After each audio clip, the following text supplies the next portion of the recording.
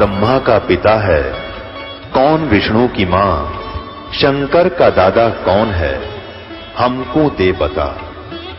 ये जानने के लिए कृपया सुनिए। जगत गुरु तत्वदर्शी संत रामपाल जी महाराज के अमृत वचन सर्व पवित्र धर्मों के पवित्र शास्त्रों के आधार पर। परमात्मा कहते हैं मैं रोवत हूं सृष्टि को, सृष्टि रोवे मोहे। और कह कबीर हमारे वियोग को समझ नहीं सकता कोई। मैं रोवत हूं सृष्टि को। परमात्मा कहते हैं कि मैं अपने बच्चों को रो रहा हूं, इनके लिए भटक रहा हूं कि किसी प्रकार इनकी आंखें खुल जाएं, इनको ये सुधि आवे, ध्यान आवे कि तुम कहां पड़े हो इस गंदे लोक में। सारा जीवन बर्बाद कर देते हो, माया जोड़ जोड़ के को ठीक बंगले बना बना में अनमोल मनुष्य जीवन बर्बाद कर देते हो। 1 मिनट में मृत्यु हो जाती है, मकान पूरा हुआ नहीं मृत्यु हो जाती है। तो शर्मा मारेंगे उस मकान का जिसका हमें ये भरोसा नहीं कि कल क्या हो जाए जीव के संग में। और जो मूल कार्य था जीवन का, इस मनुष्य जीवन का, वो हमसे भुला दिया। एक फिर ऐसा माहौल बना दिया काल भगवान ने। आप देखते हो कहीं पर कोई ताश खेल कर अपना जीवन नाश कर रहा है, इतने अनमोल जीवन को, इतने अनमोल जीवन को, और भांग के बाड़े खो रहे हैं बगैर ज्ञान के। पुणात्माओं आप भी ऐसे ही थे, हम भी ऐसे ही थे। और जिस दिन से परमात्मा के ज्ञान की रोशनी हुई है, उस दिन से वो दिन याद है जिस दिन से ये संदेश मिला था भगवान का, ये मार्ग हमें प्राप्त हुआ। तो इस प्रकार इस ज्ञान को आप से प्रार्थना है जनसाधारण तक भी पहुंचाओ।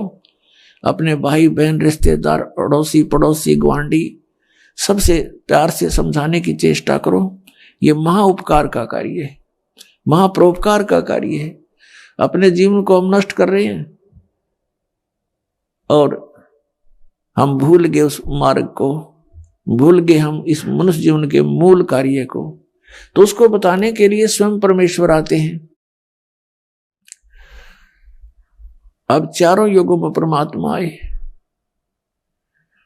क्या बताते हैं? मैं रोवत हूं सृष्टि को, और ये सृष्टि रोवे मोहे। ये बूढ़ी आत्मा जब दुखी होती है, किसी का पुत्र मर जाता है, किसी की पुत्री विधवा हो जाती है, किसी का और ना जाने कितने प्रकार की आपदाएं शरीर पर आ जाती हैं, तो फिर ये भगवान की खोज करते हैं। और काल ने जगह जगह अपने दूत एजेंट बना दिए, बैठा दिए, जिनके पास कोई भक्ति नहीं, कोई पावर नहीं कि वो किसी संस्कार को बदल सके, कोई प्रारब्ध कर्म का नाश कर सके। तो उन संतों के पास भटक कर ये प्राणी आखिर में मृत्यु को प्राप्त हो जाता है, क्योंकि उनके पास वो मंत्र नहीं है, उनके पास उस परमात्मा की पावर नहीं है जो हमारे प्रारब्ध में आए हुए संकटों का नाश कर सके। इसलिए इन्होंने अपना अज्ञान विधान बना दिया कि परमात्मा पाप नाश नहीं कर सकता, क्योंकि इनके द्वारा की गई उपासना से वो लाभ मिला नहीं। जिस कारण से इन्होंने अपने अज्ञान सोच शास्त्र विरुद्ध ज्ञान से भर दिए। अन्य अपने उपनिषद बनाकर अपने सोच की, अपने अनुभव की पुस्तकें बनाकर समाज में फीड कर दी और कह दिया कि वेदों और गीता और पुराणों के आधार से हमने इनको रचा है। बोली जनता ने उनको महाविद्वान मानकर संस्कृत के ज्ञाताओं को, और ये जान लिया कि इसमें जो लिखा वेदों वाला ही ज्ञान है। तो जिस कारण से हम जो थोड़ा बहुत विद्वान बनने की चेष्टा की, तो उस अज्ञान को ठोक लिया जो उन अज्ञानी ऋषि महर्षि मंडलेश्वरों का ज्ञान था। उनके द्वारा बनाए गए उपनिषद पढ़ते रहे, वेदों तक हमारी पहुंच हुई नहीं। और जब समाधान के लिए हम घर से निकले, क्योंकि जब प्राणी दुखी होता है, जब तक इसके पुण्य चलते हैं, इसको कोई हानि नहीं होती। घर में भी सुख होता है, संतान भी ठीक होती है। तो ये सोचता है कि जो साधनाएं मैं प्रतिदिन करता हूं, इससे मुझे लाभ हो रहा है। उनके करते करते फिर एकदम बिजली गिर जाती है, उसका कोई प्रोटेक्शन हो नहीं पाता। तो फिर ये सोचता है कि अब क्या करूं। फिर कोई बताता है कि वहां ऐसे ऐसे एक मंदिर में महात्मा रहता है, वहां जाइए, उस मंदिर के महात्मा के पास जाता है तो जैसा भी वो मंदिर का पुजारी बताता है जंतर मंत्र वो भी करता है, उससे कोई लाभ नहीं होता। फिर आगे चलता है, कोई बताता है कि वहां गुफा में बैठा है एक महात्मा, तो वहां चला जाता है। कोई कहता है वहां जगन्नाथ जी के मंदिर में जाने से आपके सर्व पाप नाश हो जाएंगे, वहां भी जाता है। वहां से भी जब लाभ नहीं होता तो फिर या तो मर लेता है तब तक, या फिर नास्तिक हो जाता है। और फिर धनी बनने के लिए दूसरे तरीके अपनाता है, जैसे रिश्वत लेना, चोरी करना, डाके मारना, मिलावट करना, झूठ बोल कर ठगना। तो ये विधि धनी होने की नहीं, ये तो दूना निर्धन होता प्राणी से, पाप का भागी बनता है। अन्य तरीके से जुड़ा हुआ धन जीव के पास कभी नहीं रहेगा, क्योंकि वो उसके भाग्य में नहीं है। जैसे एक व्यक्ति बता रहा था कि मेरा पुत्र, इकलौता पुत्र बीमार हुआ, उसके उपचार के लिए जैसा भी जिसने कोई बताया, पहले तो लोकल डॉक्टरों से, शहर के डॉक्टरों से दिखाया, राहत नहीं मिली। किसी ने बताया कि वहां झाड़ा लगवा लो, जाते ठीक हो जाता है, वहां गए, उसने जैसी क्रियाएं महीने 2 महीने की बताई वो की, हजारों रुपये लग गया, कोई लाभ नहीं हुआ। फिर किसी ने कहीं बताया, किसी ने किसी पहाड़ पर बताया। अंत में फिर इतना कमजोर हो गया कि वो all India medical institute Delhi में दिखा, तो वहां जांच से पता चला कि उसके दोनों किडनी खराब हो गई। जैसे तैसे करके रिश्तेदारों से किडनी लेकर के पैसे में बदलवाई, चेंज करवाई, लड़का स्वस्थ हो गया। आज से 15-20 वर्ष पहले की बात है। उस समय कहता पूरे प्रोसीजर में, उसके पूरे ट्रीटमेंट में 3.5 लाख रुपए खर्च हो गए। वर्तमान की तो पुण्यात्मा वो 20 लाख समझो। उसके बाद खुशी मनाई कि चलो बच्चा जीवित हो गया, पैसे की कोई बात नहीं। वो बता रहा था कि मैंने जो पैसा कमाया था, अब इस ज्ञान के सुनने से मेरी आंखें खुली कि मुझे ये सजा थोड़ी थी। क्या हुआ कि 6 महीने के बाद वही लड़का बस दुर्घटना में मारा गया। इकलौता पुत्र, जिसको सुखी बनाने के लिए, धनी बनाने के लिए मैंने बहुत सी गलतियां की, 2 के 20 बना करके वस्तुएं बेची, कोई नकली कोई असली बेची। एक बार तो पैसा बहुत आता दिखा, जब बच्चा बीमार हुआ, रोज प्रतिदिन खर्च होने लगा, वो पैसा भी गया और भी कर्जा मेरे सिर पर हो गया और वो पुत्र भी चला गया। अब आपके ज्ञान से, सत्संग से पता चला कि वो पैसा तो गया सो गया, लेकिन वो पाप ज्यों के त्यों रखे हैं जो उस धन के इकट्ठा करने में हुए थे। मेरा कलेजा कांप गया। आज आपके वचन, परमात्मा के वचन सारे साची लगे, और जब तक मैं सुखी था मेरे कान्ना में भी प्रवेश नहीं होते थे। मैं राम नाम को सुनकर प्रसन्न नहीं होता था, क्योंकि मैं सुखी गना था।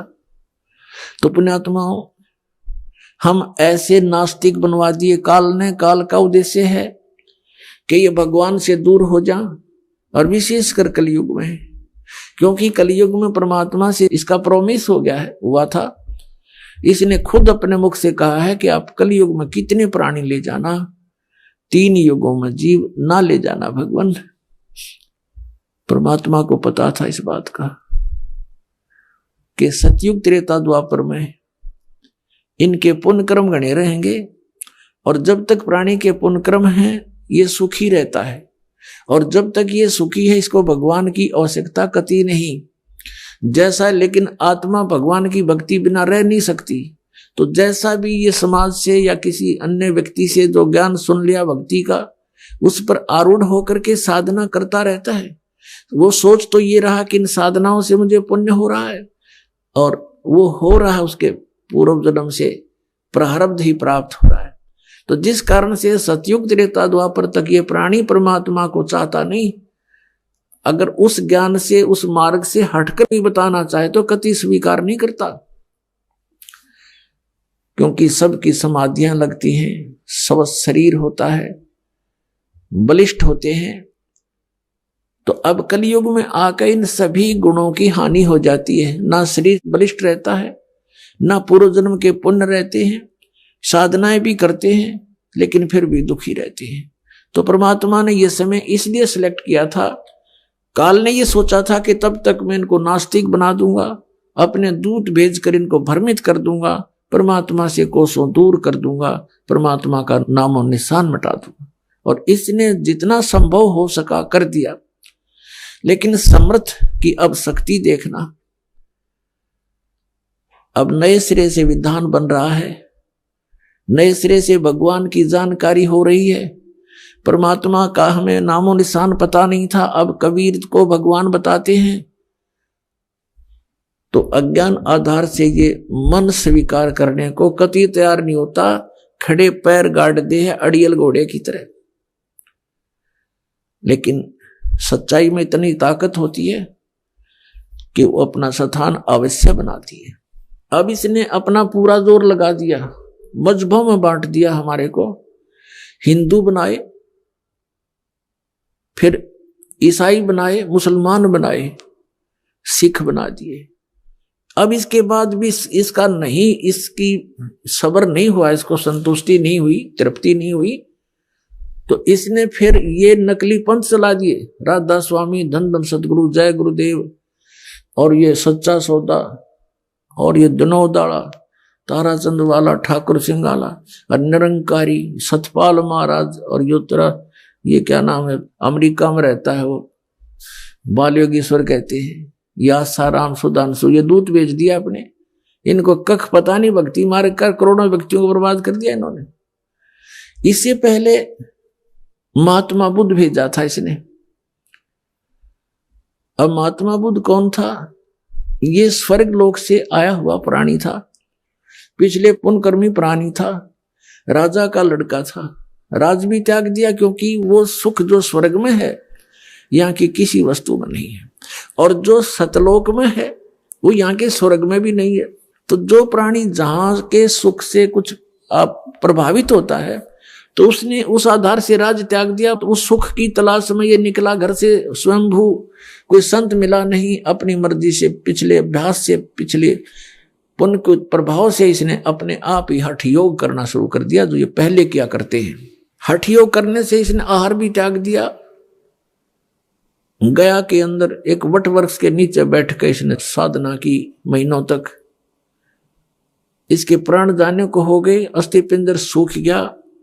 एक माई ने इसके मुख के खीर खार लगा दी, धीरे धीरे तो चाटने लगा। तीसरे दिन इसने आंख खोल दी और फिर पेट भर अन्न खाया। उसके बाद इसने अपना अनुभव सुनाया, वेदों और गीता को आधार नहीं रखा। इसने बना दिया विधान के starvation could not lead to salvation, कि भूखा मरने से भगवान प्राप्ति नहीं हो सकती। बस इतना ही विधान पाया इसने, इतने दिन डरे ढोकर। अंत में इसने फिर इसके वचनों में इतना प्रभाव था, बहुत से श्रद्धालु इसके अनुयायी बन गए, कई राजा लोग इसके अनुयायी बन गए। अहिंसा मत करो, किसी को दुख ना दो, ये नियम बना दिए। लेकिन जो नियम आत्म कल्याण का था उसके पास था नहीं। इनके वचनों से प्रभावित होकर लाखों व्यक्ति इनके साथ हो लिए, और उनके द्वारा बताई गई भक्ति विधि से आध्यात्मिक लाभ न होने से अब महात्मा बुद्ध के अनुयायियों ने यही मान लिया कि भगवान कहीं नहीं है। पूरा चीन नास्तिक हो गया। विश्व की आधी आबादी लगभग चीन के अंदर बताते हैं, और वो सारा नास्तिक, क्योंकि महात्मा बुद्ध का अनुयायी था। पूरा रूस नास्तिक। तो कहने का भाव ये है पुण्यात्माओं, अब काल का जहां भी दाव लगा इसने कसर नहीं छोड़ रखी। अरे देखना भगवान की लीला, अपनी प्यारी आत्माओं को कैसे ग्रहण करेगा। तो परमात्मा आकर के हमें याद दिलाते हैं कि तुम्हें जो मार्ग मिला है और जो तुम्हें ज्ञान प्राप्त हुआ है ये कोरा अज्ञान है, और जो साधना की विधि तुमने प्राप्त है ये मोक्षदायक नहीं है। अब ये बातें उस व्यक्ति को कोई कहे जो घर में सुख है, अच्छी कोई पोस्ट प्राप्त है, या कोई और व्यवसाय उसका अच्छा है, और उसको कोई ये कहे कि आप जो साधना कर रहे हो ये ठीक नहीं है, तो वो कैसे माने? वो कहता मेरे तो सारी मौज कर रखी है मैया ने, कोई कह बजरंग बली ने, हम तो उनको पूजते हैं, मेरे सारे ठाठ कर दिए। तो पुण्यात्माओं, इन सभी जो अड़चने हैं काल की ये ज्ञान से दूर होंगी, किसी के कथन से नहीं। जो जिस वस्तु को सत्य मान रहा है उसके सत्य मानने से नहीं, उसके गुणों से परिचित होने से हम उस परमात्मा को पा सकेंगे। और जिस वस्तु को हम लाभदायक मानते थे, और जब हम ज्ञान होगा हमें तो फिर हम उसके गुणों से परिचित होंगे तो तुरंत त्याग देंगे।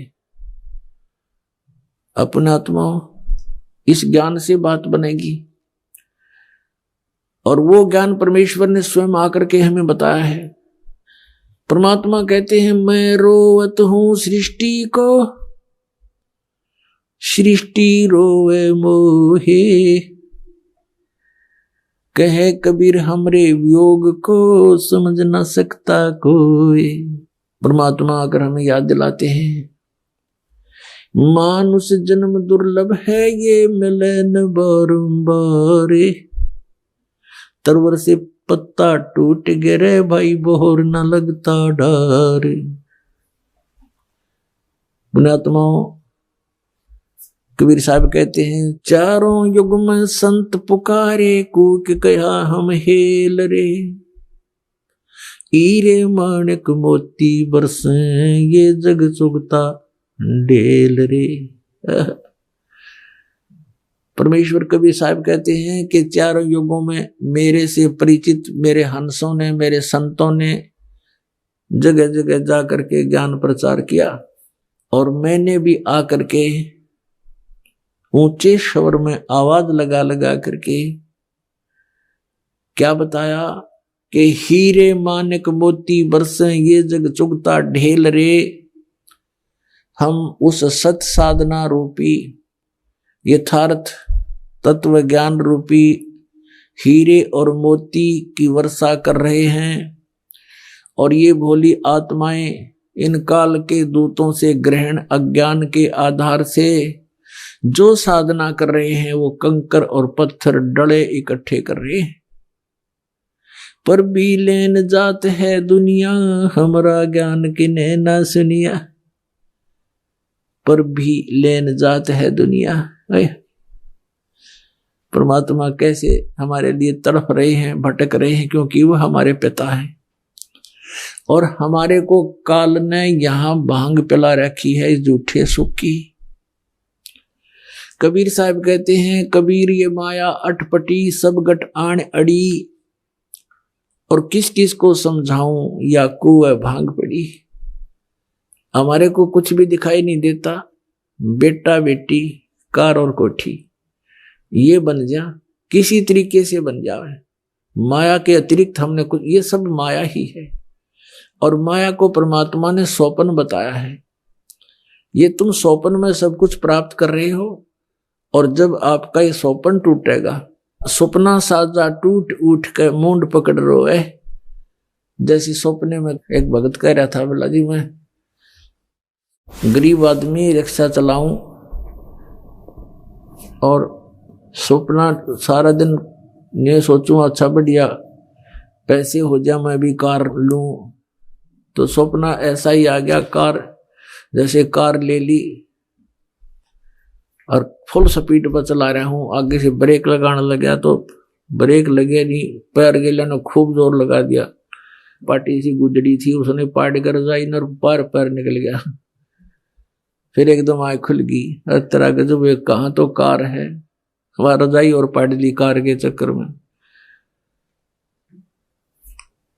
तो ये स्वप्न है जिसको आप ये सब अपना समझे बैठे हो। जब ये स्वप्न टूटेगा तो यूं सोचेगा कौन बेटा था, कौन थी बेटी, कहाँ थी वो कार, किसकी थी वह कोठी। फिर तो काल के दूत आगे खड़े पाओगे लठले, अनु का आजा मेरे साथ साथ।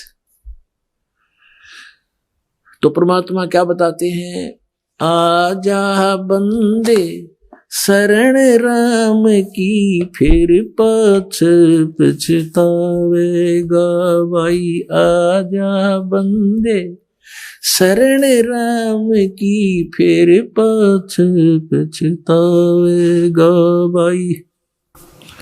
आजा बंदे शरण राम की, फिर पाछ पछतावेगा। बाड़ू की भीत पवन का खंबा, कब लग खैर मनावेगा। हाँ, बाड़ू की भीत पवन का खंबा, कब लग खैर मनावेगा। आजम तेरे घटने घेर, तू राम कहन ना पावेगा। आजम तेरे घटने घेर, तू राम कहन ना पावेगा भाई। आजा बंदे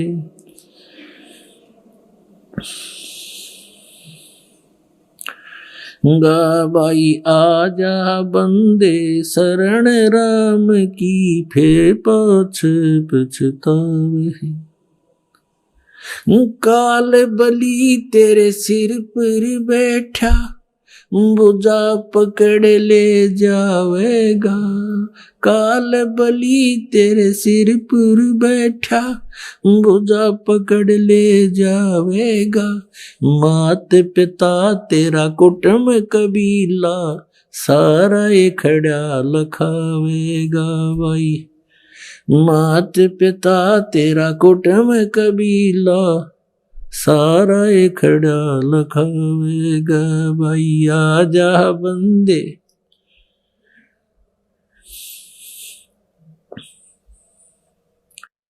धर्मराय तेरा लेखा लेगा, वहाँ क्या बात बनावेगा। हाँ, धर्मराय तेरा लेखा लेगा, वहाँ क्या बात बनावेगा। लाल खंभ से बंधा जा, बिन सतगुरु कौन छुटावेगा भाई। लाल खंभ से बंधा जा, बिन सतगुरु कौन छुटावेगा भाई। आजा बंदे शरण राम की, फिर पाछ पछतावेगा। दिया लिया तेरे संग चलेगा, दरिया ढक्या रह जावेगा। दिया लिया तेरे संग चलेगा, दरिया ढक्या रह जावेगा। कहे कबीर सुनो भाई साधो, करनी के फल पावेगा। हाँ, कहे कबीर सुनो भाई साधो, करनी के फल पावेगा भाई। आजा बंदे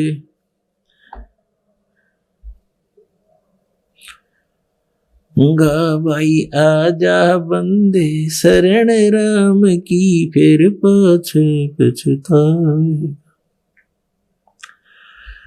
परमपिता परमात्मा हमें किस प्रकार प्यार से हर तरह से समझाने की चेष्टा की है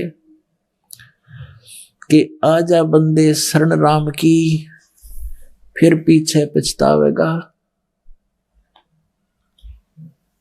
अपने आत्माओं, सबसे पहले तो हमने ये डिसीजन करना होगा कि कौन से राम की शरण ग्रहण करें, और उसके बाद फिर हम उसके ऊपर दृढ़ता से लगेंगे। जैसे श्रीमद् भगवत गीता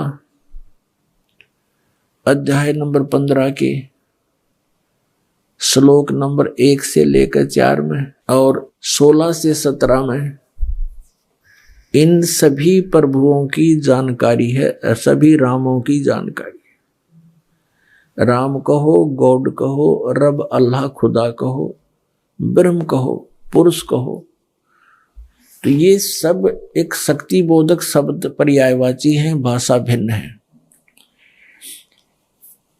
अब उल्टा लटका हुआ संसार रूपी वृक्ष बताया है श्रीमद् भगवद गीता अध्याय नंबर 15 के श्लोक नंबर 1 से 4 में इसका निर्णय दिया है कि ऊपर को जड़ है वो तो मूल मालिक है, कुल का मालिक है। जैसे पेड़ को, पौधे को जड़ से, मूल से आहार प्राप्त होता है, यानी वो पूरे पेड़ का पालक होता है, पालनहार होता है। तो वो तो समझो पूर्ण परमात्मा तो ऊपर जड़ है, वो प्रोक्ष है, गुप्त है। यजुर्वेद अध्याय नंबर 40 के श्लोक 17 में स्पष्ट लिखा हुआ है कि वेद ज्ञान दाता कौन है? ये ब्रह्म है। गीता ज्ञान दाता भी ये ब्रह्म है। ये ब्रह्म कह रहा है कि वो पूर्ण परमात्मा तो ऊपर प्रोक्ष है, वो तो ऊपर प्रोक्ष है और मैं ब्रह्म हूं, मैं ब्रह्मलोक में हूं, मेरा ब्रह्मलोक है, मेरा एक ओम नाम है। तो ऊपर को जो जड़ है वो तो पूर्ण परमात्मा, और नीचे को तीनों गुण रूपी शाखा सिर्फ गीता ज्ञान दाता ने इस सृष्टि रचना की जानकारी है, इतनी सी दी है कोड वर्डों में। ऊर्ध्व मूलम अधः शाखम अश्वत्थम अव्यम प्राहु अव्यम छंदासी यस्य पर्णानि ये तम वेद स वेदविद। अब गीता ज्ञान दाता ने पल्ला झाड़ दिया कि ऊपर को जड़, नीचे को शाखा, उल्टा लटका हुआ संसार रूपी वृक्ष है। और जो संत इसके सभी विभागों को बता देगा वो तत्वदर्शी संत है, स वेदविद। अब फिर गीता अध्याय 15 के श्लोक 2 से लेकर 3 तक स्पष्ट किया है कि तीनों गुण रूपी शाखा ऊपर और नीचे फैली हुई है। रजगुण ब्रह्मा, सतगुण विष्णु, तमगुण शिव जी। रजगुण ब्रह्मा है, सतगुण विष्णु, तमगुण शिव जी। ये तो एक पेड़ की शाखाएं हैं। और फिर बीच में कौन से रहेगा? तना और डार। इसके विषय में गीता ज्ञानदाता ने कहा कि जो इस सभी विभागों को बताएगा वो तत्वदर्शी संत है। और स्वयं कहा है कि इस सृष्टि की रचना की जानकारी मैं नहीं दे सकता। 3 श्लोक में 15 में जाएगी कि जैसा इसका स्वरूप बताते हैं ऐसा मैं उससे परिचित नहीं हूं। यहां विचार काल में यानी गीता के डिस्कशन में मैं तुम्हें क्लियर स्पष्ट नहीं बता पाऊंगा।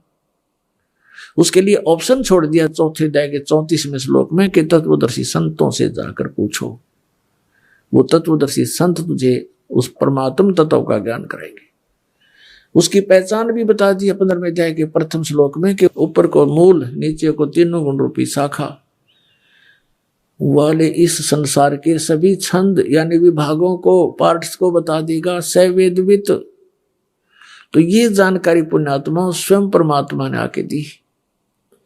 कबीर परमेश्वर ने 600 वर्ष पहले अपनी अमृतवाणी में सूक्ष्म वेद में कहा था, तत्व ज्ञान में कहा कि अक्षर पुरुष एक पेड़ है, निरंजन वा की डार और तीनों देवा शाखा है, ये पात्र रूप संसार। अब यहां परमात्मा ने मूल का नहीं जानकारी दी क्योंकि वो स्वयं है। उसके लिए संतों को ऑप्शन है, तो ये संत दास भेज दिया उनकी महिमा बताने के लिए। अक्षर पुरुष जो जमीन से बाहर दिखाई देता जो हिस्सा वो पेड़ कहलाता है, तुरंत बाहर जो मोटा हिस्सा है वो तना होता है। इसको तो अक्षर पुरुष समझो। गीता जी अध्याय नंबर 15 के श्लोक 16 और 17 में 3 पुरुष हैं, एक सर पुरुष, एक अक्षर पुरुष। और 17वें श्लोक में कहा है कि इन दोनों पुरुषों से, सर पुरुष और अक्षर पुरुष से उत्तम पुरुष तो अन्य ही है, वो परमात्मा तो इनसे भिन्न है। और सर पुरुष और अक्षर पुरुष के विषय में बताया कि ये नाशवान है, इनके अंतर्गत जितने प्राणी हैं वो भी नाशवान है, जीव आत्मा किसी की नहीं मरती, वो तो अलग विषय है। तो यहां बता रहे हैं कि परमात्मा ने स्वयं आकर बताया है कि अक्षर पुरुष एक पेड़ है, निरंजन वा की डार, जिसको सर पुरुष भी बोलते हैं, सर ब्रह्म भी कहते हैं। अक्षर पुरुष एक पेड़ है, सर पुरुष वा की डार, और तीनों देवा शाखा हैं, ये पात्र रूप संसार है। तो पुण्यात्माओं, हमने कौन से प्रभु की भक्ति करनी है? जैसे श्रीमद् देवी भागवत गीता प्रेस गोरखपुर से प्रकाशित, उसके तीसरे स्कंद में 123 पृष्ठ पर लिखा है, भगवान विष्णु जी अपनी माता दुर्गा से क्या बता रहे हैं, आपको रूबरू कराते हैं। पुण्यात्माओं, यदि ये दास ये सब मौखिक आपको सुनाए तो यहां पर बहुत सी पुण्यात्मा ऐसे भी विद्वान होते हैं जो प्रथम बार आए हैं और वो इस मौखिक वर्बली ज्ञान से नहीं परिचित हो सकते, क्योंकि वो अपने सदग्रंथों को सत्य मानते हैं। और जब सदग्रंथ आपके समक्ष होंगे फिर इस मन में भरा हुआ अज्ञान तुरंत भाग जाएगा। कई भक्त कहते हैं, एक बहन बता रही थी कि मेरी सास राधा स्वामी पंथ से जुड़ी है कई वर्षों से, 20-25 वर्ष से, मेरे आने से पहले से लगे हुए थे वो। आपका सत्संग मैंने सुना, फिर उपदेश दीक्षा ली, अपनी सास से भी समझाने की चेष्टा की कि आप गलत साधना कर रहे हो, एकदम आग बबूला होगी मेरे पे। मैंने उसको प्रार्थना करके आपके सत्संग चला दिया टीवी पर और कहा, देख ले माई, माता जी देखो, आप विचार तो करो, अच्छा लगे तो ग्रहण करना। तो कहने लगे, आपने जो इस संसार रूपी वृक्ष के उल्टे सुल्टे ये पौधे पेड़ दिखाए, तो एकदम उठ कर चल पड़ी कि ये दरख्तां विच भगवान रब भालदा है, ये भी उन पेड़ा में भगवान ढूंढा है। कहते हैं हमारे तो पहुंचे हुए महात्मा थे, परम धनी थे, हजूर जी महाराज, आगरा वाले, शिवदयाल जी और ये व्यास वाले, उनकी रीस करेगा ये को कोई जानता ना और ना। अब कहने का भाव ये है, कोई ये कहता है कि ये संत काहे का जो शास्त्रों को दिखाता है अपना अनुभव बतावे, इस अपना अनुभव बताने वालों ने तो भट्ठा बैठा रखा है, नाश कर दिया भक्ति का और भगवान का नामो निशान मिटा दिया। अपनी अपनी कह गई इस दुनिया के माँ, बिन साहेब की भक्ति की तो ठोठ ठिकाना ना। गीता जी अध्याय नंबर 16 के श्लोक नंबर 23 और 24 में कहा है कि शास्त्र विधि को त्याग के जो मनमाना आचरण करते हैं उनको न तो सुख होता, ना गति होती है उनकी, न उनको कोई परम गति होती है और न उनकी कोई सिद्धि प्राप्त होती है, यूजलेस। फिर 24वें श्लोक में 16वें अध्याय में कहा गीता जी में कि इससे तेरे लिए अर्जुन कर्तव्य की व्यवस्था में सदग्रंथ ही प्रमाण है। जो सदग्रंथों में जो वे ऑफ वर्शिप लिखी है वही फाइनल है, नथिंग एल्स। ये कोई बालकों के लिखे हुए लेख नहीं है। और जिन सदग्रंथों को हम आज तक सत्य मानते रहे, इन अनाड़ी संतों के अनुभव को पढ़कर हमने उनको रिजेक्ट करना शुरू कर दिया, क्योंकि ये काल का जाल है, ये काल का सुनियोजित षड्यंत्र है। इस षड्यंत्र का पर्दाफाश परमेश्वर कबीर जी ही कर सकते हैं, या अपने दास को भेजकर अपनी उसको बुद्धि देकर कि इनको बेनकाब करा सकते हैं। वो अब हो रहे हैं। तो पुण्यात्माओं, कोई तो कहता है कि आपके गुरुजी तो शास्त्र दिखाते हैं, अपना अनुभव बताएं। पुण्यात्माओं, इस दास को इन सदग्रंथों के पढ़ने पढ़ाने की कति आवश्यकता नहीं रही थी, क्योंकि हमें वो मूल ग्रंथ मिल गया था जिसमें इन सबका समावेश है। वो सूक्ष्म वेद, 5वां वेद जो काल ने नष्ट कर दिया था और अज्ञान फैला दिया था, और जो सूक्ष्म वेद जिसको तत्व ज्ञान कहा सदग्रंथों में, परमात्मा ने स्वयं आकर बोला था कबीर वाणी में, सच्चिदानंद घनब्रह्म की वाणी में, वो हमें प्राप्त हो गया था। हम अपनी साधना कर रहे थे, फिर प्रेरणा हुई परमात्मा की। दास ने अर्ज किया, प्रभु आपका ज्ञान 100% सत्य है, लेकिन जब तक जिन सदग्रंथों को जो आपकी आत्मा इस काल के द्वारा बांटे हुए इन धर्मों में लगी है भगवान, जब तक उन ग्रंथों में आपकी पहचान नहीं होगी, आपको नहीं मान सकते। कितना सुख दे लो भगवान, इस सुख का तो अंत ही नहीं है, इस नकली सुख का। आपने बताया है 3 लोक से तृप्त नाही ये मन भोगी खसिया। तो यहाँ कितना सुख देंगे हम, कितना इनको अपने पास लगा सकेंगे। 10 सुख हो गए, एक ना इनको प्राप्ति हुई, कोई उसी में छोड़ जाएंगे, त्याग जाएंगे, काल के दूतों का फिर फंस जाएंगे। परमात्मा ने दास की पुकार सुनी, एक दिन प्रेरणा करी। क्रोधाश्रम बन चुका था उस समय। पहले घर घर जाकर के सत्संग करते थे, डेली के कई पाठ होते थे, सारा दिन व्यस्त रहते थे। फिर थोड़ी सी राहत मिली, फ्री हुआ थोड़ा सा, क्योंकि सत्संग पाठ हम सामूहिक करने लग गए, जैसे अब शुरू कर रखे।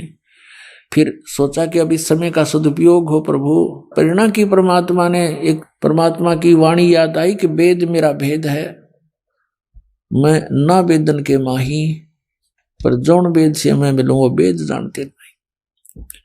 परमात्मा की वाणी का ये अर्थ है कि चारों वेद मेरा ही गुणगान करते हैं, लेकिन वेदों में वर्णित विधि से मेरी प्राप्ति नहीं हो सकती। और जिस वेद से मैं मिलूं उस सूक्ष्म वेद से, इन वेदों में उसका ज्ञान नहीं है, वो ज्ञान वेदों में नहीं है, ये वेद जानते नहीं।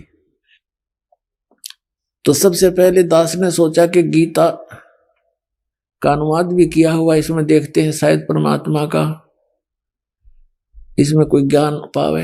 ओए होए, जो ही श्रीमद् भगवत गीता को देखा, गीता ज्ञानदाता कहता मैं तो नासवान हूं, मेरी जन्म मृत्यु होती है, और वो परमात्मा कोई और है। फिर 15वें अध्याय के अंदर देखा, इसमें सारा ही निर्णय है। तीनों गुण क्या है सदग्रंथों से देखा। वैसे पहले भी हम वर्बली सुनते थे, रजगुण ब्रह्मा, सदगुण विष्णु, तम गुण शिव जी। एकदम जैसे भूखे न भोजन, निर्धन को धन मिल जावा, फूला नहीं समाया करे, ऐसी दास की उमंग होगी। उठाया पेन कलम, नए सिरे से अनुवाद शुरू किया। गहरी नजर गीता में एक पुस्तक बनाई, और सन 2001 के अंदर ये प्रेरणा तो दांतों तले उंगली दबाई। तो पुण्यात्माओं, दास को इन सदग्रंथों की आवश्यकता नहीं थी, ये आपके लिए है। मेरे लिए तो ये सदग्रंथ ऐसे हैं जैसे अंधे की लालटेन होती है। एक अंधा व्यक्ति रात्रि के समय हाथ में जलती हुई लालटेन लेकर जा रहा था, लैंप। आगे से बच्चे आ रहे थे उछल कूद मचाते हुए।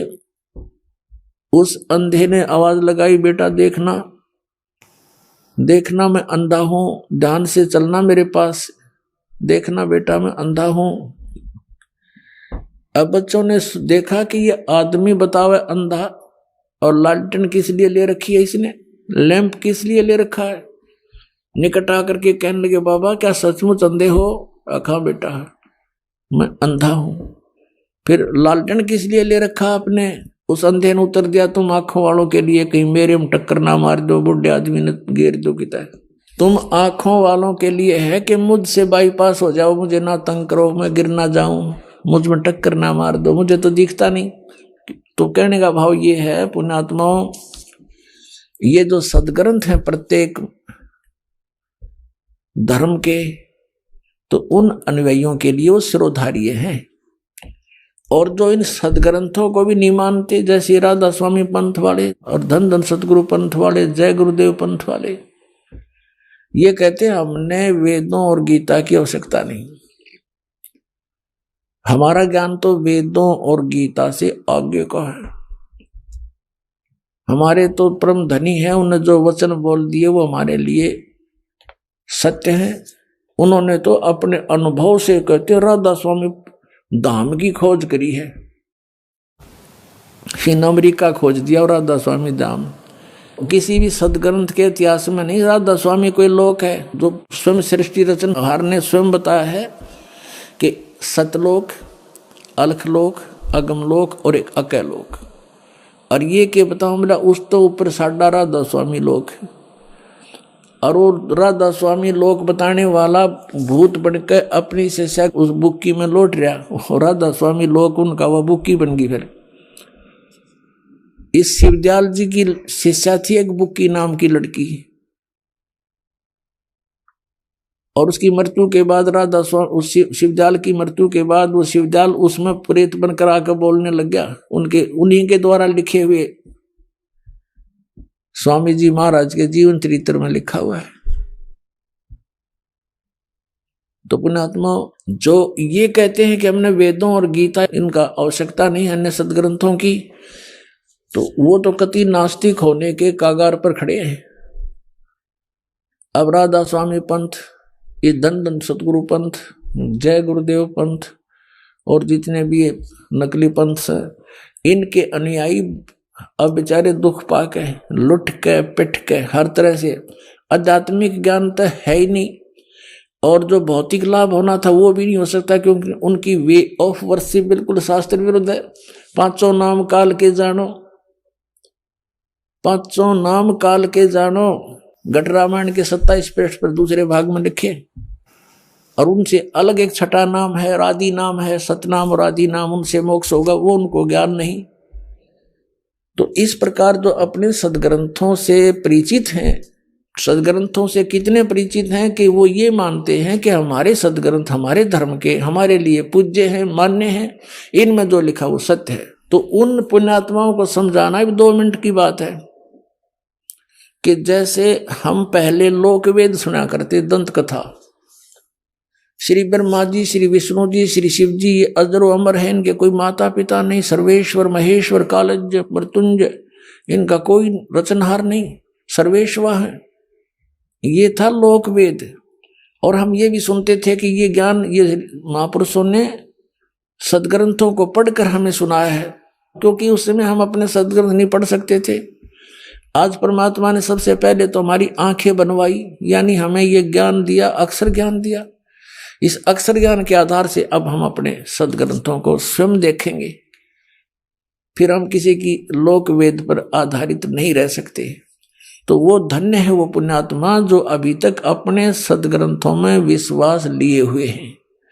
और दुर्भाग्य उन व्यक्तियों का जो एक नया मजहब खड़ा कर दिया, जिन्होंने नया मार्ग बना दिया, उन्होंने समाज को फिर से बांट दिया। ये जितने भी पंथ बने हुए हैं, ये राधा स्वामी पंथ के जितने भी भाग हो गए, जय गुरुदेव पंथ, सच्चा सौदा सिरसा पंथ, जगमाल वाली पंथ, जनोदम पंथ, इनके तंदरे ये काबली की कृषि जामगी सारे गए। अब ये कुछ दिनों में राजनीतिक स्टंट बन जाएंगे, अलग से मजहब बन जाएंगे। अगर ये मार्ग मालिक का ऊपर नहीं आया तो और कई भागों में मनुष्य समाज बट जाएगा। लेकिन अब मालिक का आदेश है कि सभी धर्म और सभी ये पंथ एक हो जाएंगे, इस ज्ञान के आधार से एक होंगे और पूरे विश्व में ये तत्व ज्ञान फैलेगा, सब प्यार से रहा करेंगे। ये माया की जो हवस है या बिल्कुल खत्म हो जाएगी, क्योंकि ज्ञान हो जाएगा। ये माया की जो दौड़ लग रही है बिल्कुल नाश हो जाएगी, क्योंकि ज्ञान हो जाएगा कि हम क्या उद्देश्य लेकर यहाँ आए थे। फिर परमात्मा बार बार बताते हैं, पृथ्वीपति चकवे गए जिनके चक्र चलंत, रावण श्री खे कौन गिने, ऐसे गए अनंत। गरीबदास साहिब कहते हैं, चकवे हो गए चूहा, पूरी पृथ्वी का राजा था, सत भक्ति ना करने से चूहे की योनि में गया, अब बिल भी स्वयं बना करके मिट्टी में लेट रहा है।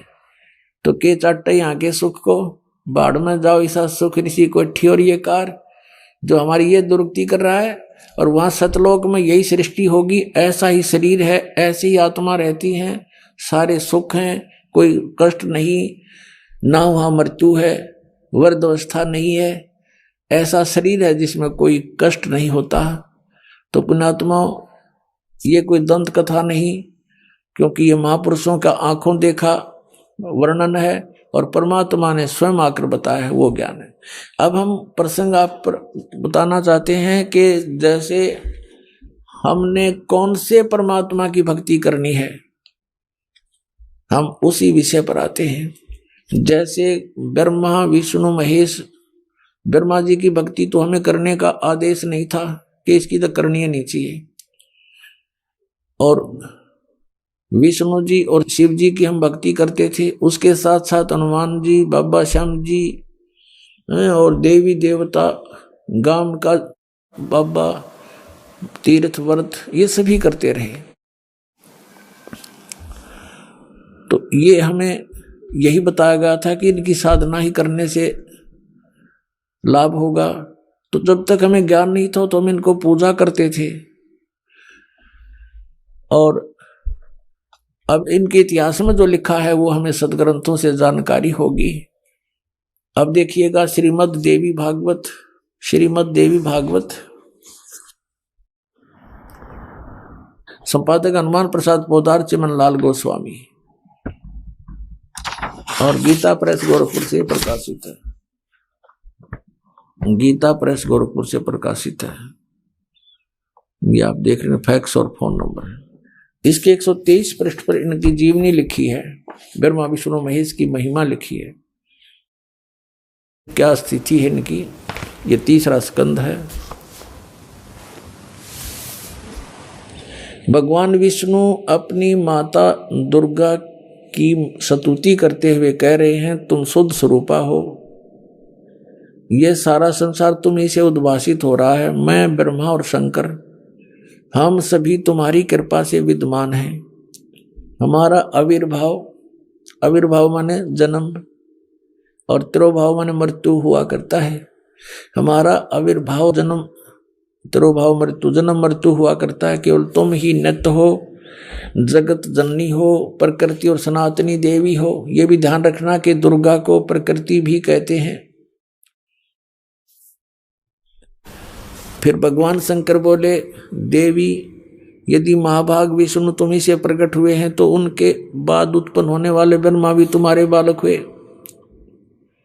फिर मैं तमोगुण लीला करने वाला शंकर क्या तुम्हारी संतान नहीं हुआ? अर्थात मुझे भी उत्पन्न करने वाली तुम ही हो शिवे। संपूर्ण संसार की सृष्टि करने में तुम बड़ी चतुर हो। इस संसार की सृष्टि, स्थिति और संहार में तुम्हारे गुण सदा समर्थ हैं। उन्हीं तीनों गुणों से उत्पन्न हम ब्रह्मा, विष्णु एवं शंकर नियमानुसार कार्य में तत्पर रहते हैं। अपने आत्माओं, जो हम इनके बारे में ये सुना करते थे, ये अजरो अमर हैं, सर्वेश्वर हैं, ब्रह्मा विष्णु महेश, इनके कोई माता पिता नहीं है, ये था लोकवेद, यानी सुना सुनाया ज्ञान, दंत कथा। और अब हमने पढ़ा इनका जीवन चरित्र। इसमें लिखा है कि ये तीनों ये नासवान हैं, इनकी जन्म मृत्यु होती है, इनकी माता दुर्गा है। पिता कौन है वो और आगे वर्णन लिखा हुआ इसी के अंदर है, और शिव पुराण में तो बिल्कुल क्लियर कर रखा है, रुद्र संहिता में। वो काल रूपी ब्रह्म, यानी ये ज्योत निरंजन सरपुरुष, इनका पिता है। तो यहां स्वयं इसमें 5 कंसेप्ट क्लियर हो गए इन 10 पंक्तियों में। एक तो ये होगा कि ब्रह्मा विष्णु महेश नासवान हैं, दूसरा इनकी माता दुर्गा है, तीसरा प्रकृति दुर्गा को कहते हैं, चौथा ये हो गया कि रजगुण ब्रह्मा, सतगुण विष्णु, तमगुण शिव जी हैं, और 5वां ये हो गया कि ये केवल नियमित कार्य ही कर सकते हैं, किसी के संस्कार में परिवर्तन नहीं कर सकते। किसी के भाग्य में दुख है, वो प्रारब्ध में दुख, कष्ट, पाप है, क्योंकि पाप से दुख होता है, तो वो दुख उसको भोगना ही पड़ेगा जो इन भगवानों का पुजारी है। और ये स्वयं नासवान है, इनकी जन्म मृत्यु स्वयं होती है, तो इनके उपासक की भी जन्म मृत्यु होगी। और जब तक जन्म मृत्यु है, परम शांति नहीं हो सकती। अब बात आती है इनके पिता। इनका पिता कौन है? ब्रह्म, ज्योत स्वरूपी निरंजन, ये काल। और इसी ने श्रीमद् भगवत गीता का ज्ञान श्री कृष्ण में प्रवेश करके बोला। ये दूसरे अध्याय के 12वें श्लोक में श्रीमद् भगवत गीता की, और चौथे अध्याय के 5वें और 9वें श्लोक में, और 10वें अध्याय के दूसरे श्लोक में कहता है, अर्जुन तेरे और मेरे बहुत जन्म हो चुके, तू नहीं जानता, मैं जानता हूं। इससे सिद्ध हो गया कि इसकी भी जन्म मृत्यु होती है, तो उपासकों की भी जन्म मृत्यु रहेगी। इसलिए इसने 7वें अध्याय के 18वें श्लोक में कहा कि अर्जुन, ये ज्ञानी आत्मा जो मेरे तक सीमित है, इनको मैं पसंद हूं, मैं अच्छा लगता हूं, और मुझे ये भी अच्छे लगते हैं क्योंकि इन्होंने तीनों गुणों की पूजा त्याग कर मेरी साधना शुरू कर दी, उनसे तो अच्छा लाभ मेरे से मिलेगा। लेकिन मेरे वाली अनुत्तम गति में ही ये सचित रहे। कारण क्या था? क्योंकि इनको तत्वदर्शी संत ना मिलने से इन्होंने मेरी ही पूजा को अंतिम मान लिया। अपनी गति को भी 7वें अध्याय के 18वें श्लोक में गीता ज्ञानदाता ब्रह्म कहता है ये अनुत्तम है, घटिया है, व्यर्थ है, बैड है, वेरी बैड। इसलिए 18वें अध्याय के 62वें श्लोक में कहा कि अर्जुन तू सर्वभाव से उस परमेश्वर की शरण में जा, उसकी कृपा से ही परम शांति को और सनातन परम धाम को प्राप्त होगा। तो अब हमने वो राम सिलेक्ट करना है कि कौन से राम की पूजा करें जिससे हमें ये परम शांति प्राप्त हो। तो इससे सिद्ध हो गया कि जब तक जन्म मृत्यु है परम शांति नहीं, क्योंकि अपनी साधना को घटिया बताता है, कहता मेरी भी जन्म मृत्यु, तुम्हारी भी जन्म मृत्यु, तो अनुत्तम है, उससे परम शांति नहीं हो सकती। फिर बताया 15वें अध्याय के 1 से लेकर 4 में, जैसा कि अभी आपको कंसेप्ट क्लियर हो गया कि रजगुण ब्रह्मा, सतगुण विष्णु, तमगुण शिव जी भी है। आइए अब हम उन श्रद्धालुओं के अनुभव जानते हैं जो जगत गुरु तत्वदर्शी संत रामपाल जी महाराज जी से दीक्षा प्राप्त कर चुके हैं तथा उनके द्वारा बताए गए भक्ति मार्ग पर चल रहे हैं। नमस्कार सर। नमस्कार सर जी। क्या नाम है आपका? सुरेंद्र सिंह मेरा नाम है सर। सुरेंद्र जी आप कहाँ से हैं? सर मैं उत्तराखंड के जिला नैनीताल से हूँ सर। सुरेंद्र जी संत रामपाल जी महाराज से नाम दीक्षा आपने कब ली? सर 30 मई 2020 में मैंने नाम दीक्षा ली। सुरेंद्र जी आपने क्या क्या भक्ति साधनाएं की हैं अभी तक? सर मैं बजरंगबली जी की भक्ति करता था और ब्रह्मा विष्णु महेश इन तीनों की भक्ति किया करता था, लेकिन उनसे कोई लाभ नहीं होता था। उसके बाद में फिर मैं धीरे धीरे एक बार फिर नास्तिक बनने लग गया। जब हमें फ़ायदा ही नहीं हो रहा तो हम इनकी भक्ति करके करें क्या, फ़ायदा क्या। तो मैं जब भी कहीं किसी भी मंदिर पे जाता, वहाँ पे पूजा पाठ करता, कोई फ़ायदा नहीं होता था। तो फिर क्या कारण बना कि आप संत रामपाल जी महाराज जी की शरण में आए? भगत जी ऐसा हुआ, मैं मर्चेंट नेवी में इंजीनियरिंग पद पे छोटी से रैंक पे हूँ। तो सर वहाँ पे एक बार क्या हुआ, मेरे को हमारे वहाँ पे इंटरव्यू परीक्षाएं होती रहती हैं। तो उस परीक्षा में उसी दौरान तो मैं एक परीक्षा में ऐसा था 100 में से 100 नंबर लाने होते, उसमें से मैं 96 नंबर लेके आ गया था। वो 4 नंबर मैं नहीं ला पा रहा था। उसके लिए मैं पिछले 15-20 दिन से परेशान था, जिसमें मैं रात दिन परेशान था उस चीज़ के लिए कि यार कैसे करूं, क्या करूं। तो इसी बीच में मेरे पास लंच का टाइम था, उसमें आधे घंटे से ज़्यादा का टाइम था। तो उसमें देखा मैंने एक बच्चा इंटरव्यू दे रहा है, संत रामपाल जी महाराज जी के गुणगान गा रहा था। वो बता रहा था कि संत रामपाल जी महाराज जी से नाम दीक्षा लेने के बाद मेरे को ये फ़ायदा हुआ। तो मुझे ऐसा लगा कि अच्छा, अगर संत रामपाल जी महाराज जी अगर इतना फ़ायदा कर सकते हैं तो आप मेरे को भी ये फ़ायदा करवा के दिखाइए। तो ठीक है जी। तो उसके बाद फिर हम लंच करने के बाद फिर मैं अपनी ड्यूटी में चले गया। तो मेरा एक दोस्त है, वो मेरे से हमेशा झूठ बोलता था, हाँ भाई मेरा तो हो गया, मेरे पूरे क्वेश्चन हो गए, मैं पास हो गया। तो मैंने सोचा आज मैं भी झूठ बोलूँगा उसको कि भाई मेरा भी हो गया। तो उस दिन मैंने ऐसे ही किया, मैंने बोला भाई मेरा भी हो गया। तो उनने बोला ठीक है दिखा। तो जब उन कंप्यूटर पे सामने बैठे, उस पर अपना क्वेश्चन आंसर खोला, देखा तो उसमें मेरे 100 के 100%। तो मैं एकदम चौंक गया, एकदम शौक सा लगा, अरे ऐसा कैसे हो गया। तो उस टाइम पे मुझे ये ध्यान नहीं रहा कि मैंने थोड़ी देर पहले संत रामपाल जी महाराज जी से ये चीज़ बोला था कि ऐसा करके दिखाओ। तो फिर मुझे लगा ये कहीं ऐसा तो नहीं कि मैं कभी ध्यान कहीं और है या सपने में तो नहीं ये सब कर रहा हूँ। फिर उसके बाद मैं दोबारा गया, जल्दी से मैंने अपने हाथ में धोआ, फिर दीवार ऐसे छू के देखा कि मैं क्या, हाँ इसका मतलब मैं सही हूँ। फिर से दोबारा खोला, फिर से दोबारा देखा तो उसमें 100 के 100% नंबर आए हुए थे। तो वहाँ पर से मुझे संत रामपाल जी महाराज जी पे विश्वास हुआ। फिर उसके बाद फिर धीरे धीरे मैं इनका सत्संग सुनने लगा, तो मुझे काफ़ी अच्छा लगा। तो उसके बाद फिर धीरे धीरे मेरी इच्छा हुई परमात्मा से नाम लेने की, संत रामपाल जी महाराज जी से नाम दीक्षा ली। सुरेंद्र जी संत रामपाल जी महाराज से नाम दीक्षा लेने से पहले ही आपको लाभ मिले, तो क्या संत रामपाल जी महाराज जी से नाम दीक्षा लेने के बाद भी आपको लाभ मिले? जी सर, बहुत से लाभ हुए। जैसे कि मैं पहले एक तो नशा करता था बहुत ज़्यादा, और बहुत ज़्यादा चेन स्मोकर कह सकते हैं। बहुत ज़्यादा सिगरेट पिया करता था, जिसमें 15-20 हज़ार रुपये तो महीने का सिगरेट में सिर्फ खर्चा जाता था। और मेरे पेट में बहुत ज़्यादा कब्ज़ रहती थी, काफ़ी सारी परेशानी रहती थी। जैसे मैंने संत रामपाल जी महाराज जी से नाम दीक्षा ली, तो उसके बाद जो मैं पहले सिगरेट पीता था लगातार, बहुत ज़्यादा सिगरेट स्मोक करता था, तो उससे मुझे पेट में कब्ज़ होने लगती थी, गैस अपच होती थी। तो कोई भी चीज़ खाता पीता था तो मुझे बिल्कुल पचता नहीं था। तो फिर जैसे ही मैंने संत रामपाल जी महाराज जी से नाम दीक्षा ली, जिस दिन से मैंने नाम दीक्षा ली उसी दिन से मेरे को तो सिगरेट से हमेशा के लिए छुटकारा मिल गया। और उसके बाद जो मैं आज तक, जब से मैंने नाम दीक्षा ली है संत रामपाल जी महाराज जी से, आज तक मुझे तब तक कोई गैस नहीं बनी, कोई कुछ नहीं बना। एकदम जैसे एकदम फ्रेश होता ना, जैसे कि हम एकदम नया मोबाइल लेते हैं तो उसमें हर चीज़ एकदम न्यू होता है, पूरा सिस्टम ही ऐसा बन गया सर।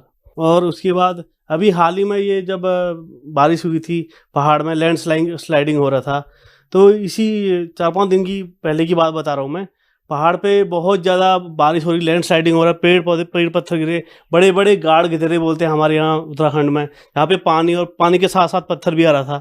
तो मैं उस बीच में मैं अकेला ही उस रास्ते पे चला था, जहाँ पे जैसे मेरे को ये फ़ायदा ये हुआ परमात्मा संत रामपाल जी महाराज जी से, जैसे उसको देख के तो अच्छे मतलब डर के मारे मेरी हालत ख़राब होगी उसको झरने को देख के, उसको इतना पानी और इतने बड़े बड़े पत्थर। जैसे ही मेरी गाड़ी का पहिया, मेरी मोटरसाइकिल का पहिया उस पानी को टच करे तो पानी का स्पीड भी कम हो जाए और वहाँ पर और जो बड़े बड़े पत्थर आ रहे थे वो पत्थर भी रुक जाएँ। तो ऐसे करके मैंने लगभग 160-165 किलोमीटर मैंने बाइक चला के अपना सफ़र सही सलामत संत रामपाल जी महाराज जी के आशीर्वाद से सही सलामत में अपने सफ़र को कामयाब किया। ये एक चीज़ और है, हमारे मर्चेंट नेवी में हर 5 साल बाद ये सरकार ने एक नियम बना रखा कि हमें अपने डॉक्यूमेंट अपडेट करना हुआ, और उसके बाद उसको अपडेट करने के साथ साथ अब गवर्नमेंट ने क्या कर दिया कि उसको हर साल रिन्यू आपको अपडेट करना है उसको। तो उसमें मैं लगभग एक महीना हो गया था, मैं उससे बहुत ज़्यादा परेशान हो गया था। ये मेरे इसमें आखिर क्या परेशानी हो रही है कुछ समझ में नहीं आ रहा था। तो मैंने संत रामपाल जी महाराज जी से प्रार्थना लगवाई। जैसे ही प्रार्थना लगवाई, वो हमारा प्रोसेस होता है इसका 14 से 15 दिन का, जो भी एग्जाम होता है, प्रैक्टिकल होते हैं, सारे क्वेश्चन आंसर होते हैं, उसके बाद ही हमको सर्टिफिकेट दिया जाता है, वो भी जब हम इसमें पास होंगे। तो ये जो प्रोसेस था, जब मैंने संत रामपाल जी महाराज जी से प्रार्थना लगवाई, ये मेरा विदिन 2 दिन के अंदर पूरा कंप्लीट प्रोसेस पूरा कंप्लीट होके मेरे सर्टिफिकेट मेरे हाथ पे आ गए। ये मेरे को बहुत बड़ा फ़ायदा हुआ। और घर एक फ़ायदा और एक ये हुआ, मैं यहाँ पे इस हल्द्वानी के अंदर मैंने बड़े बड़े बिल्डर सब जगह चले गया, सब जगह कहीं पे ज़मीन देख रहा हूँ, कहीं पे विलास देख रहा हूँ, कहीं पे फ्लैट देख रहा हूँ, तो सब जगह गया। हर किसी से कोई कम बोलता है, कोई ज़्यादा बोलता है, रेट कहीं पर बात ही नहीं बनी थी कहीं पर। फिर से मैंने गुरु जी से संत रामपाल जी महाराज जी से एक बार फिर से प्रार्थना लगाई। मैंने बोला संत रामपाल जी महाराज, मेरे को घर नहीं मिल पा रहा अच्छे से, मैं बहुत ज़्यादा परेशान हो गया हूँ। तो जैसे मैंने प्रार्थना लगाई उसके दूसरे दिन ही सीधे गया, अभी मेरा पूरा मेरे को फ्लैट मिल चुका है जिस विला को मैं ख़रीदने गया हूँ, और वहाँ पे मेरा पूरा काम प्रोसेस में है, पूरी तैयारी में है जी। तो भगत जी, मैं 70-80 लाख तक का लोन लेने के चक्कर में था, मुझे जो नहीं मिल पा रहा था, क्योंकि मकान बनाने विला खरीदने के लिए बहुत ज़्यादा अमाउंट चाहिए, तो वो चीज़ नहीं मिल पाया। उसके बाद जब मैंने संत रामपाल जी महाराज जी से प्रार्थना लगवाई तो मेरे को वो भी लोन भी पास हो गया मेरा। सर, संत रामपाल जी महाराज से नाम दीक्षा कैसे ली जा सकती है? संत रामपाल जी महाराज जी से नाम दीक्षा लेने के लिए इस चैनल पे नीचे एक पीली पट्टी आती है, तो उस पीली पट्टी पे उनका नंबर वगैरह लिखा रहता है, नाम, एड्रेस वगैरह सब कुछ लिखा रहता है। आप उन पे कांटेक्ट करेंगे तो आप उनके जरिए उनसे नाम दीक्षा ले सकते हैं संत रामपाल जी महाराज जी से। धन्यवाद सर। धन्यवाद सर साहब जी।